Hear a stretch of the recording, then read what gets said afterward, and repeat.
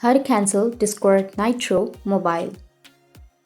So if you want to cancel your Discord Nitro on your mobile, then what you need to do is first you need to open up your Discord application. Once you open up your Discord, make sure to log into your account and make sure that you have a stable internet connection. Once you open up your Discord, now you just need to simply go with profile, which is on the bottom right, and you need to go with the upper right, which has that Nitro option. Tap on Nitro, and from here you can get your Nitro. But if you already have your Nitro subscription, then if you want to cancel the Discord Nitro subscription, then what you need to do is just go back and go with the settings option, which is on the upper right, and scroll down, and here under the subscriptions you will have an option of cancel subscription.